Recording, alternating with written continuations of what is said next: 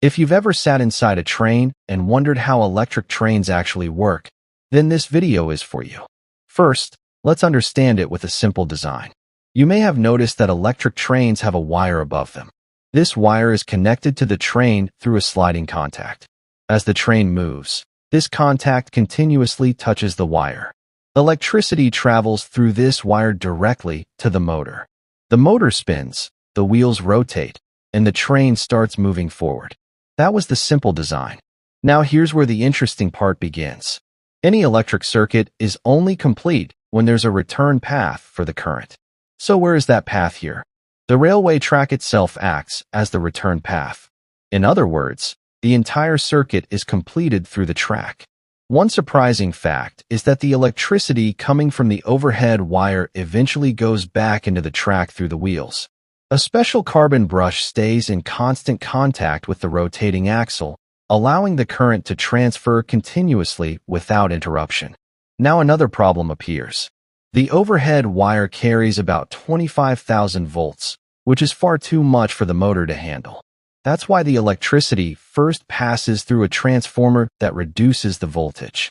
The train needs powerful and smooth pulling force, so it uses a three-phase induction motor. But the supply coming from above is single-phase. That's why a rectifier first converts AC into DC, and then an inverter converts that DC back into three-phase AC. Only then does the motor get the power it actually needs. There is also a gear system placed between the motor and the wheels. It increases torque, which means stronger pulling power so the heavy train can move easily. One motor alone is not enough for such a heavy train. That's why one locomotive has 2 bogies, and each bogie contains 3 motors. This means 6 motors work together inside a single engine. Now let's go back to the contact point where the train touches the overhead wire. As the train moves, the track goes up and down, so the connection can break. To solve this problem, a pantograph is used. It is a scissor-shaped structure that moves up and down using air pressure through a pneumatic system. Its upper section always stays horizontal, so the connection with the wire never breaks. Another smart detail is that the overhead wire is not perfectly straight. It is arranged in a zigzag pattern. Because if the wire were completely straight, the pantograph would rub against the same spot every time, causing it to wear out quickly. The zigzag pattern spreads the wear evenly across different points. Now let's talk about speed control. The driver places a lever at different positions, and based on that, the inverter changes the frequency supplied to the motor. Higher frequency means higher speed, while lower frequency means lower speed. Now let's understand the braking system. The train uses 2 types of braking. The first is regenerative braking. When the train needs to slow down, the motor starts working in reverse. The train's movement energy is converted back into electricity, and that electricity is sent back to the grid.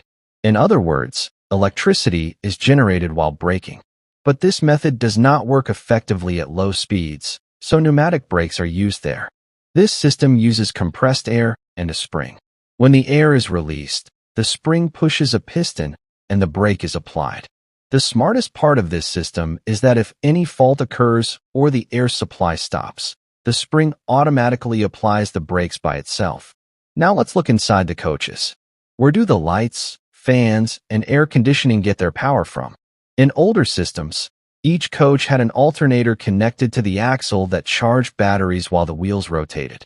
But the problem was that slow speed produced less power and high speed produced too much, making the supply unstable. Nowadays, trains use a head-on generation system, where the locomotive's main transformer directly supplies electricity to all the coaches. This system is more stable, reliable, and efficient. If you enjoyed the video and didn't understand any part, feel free to leave a comment.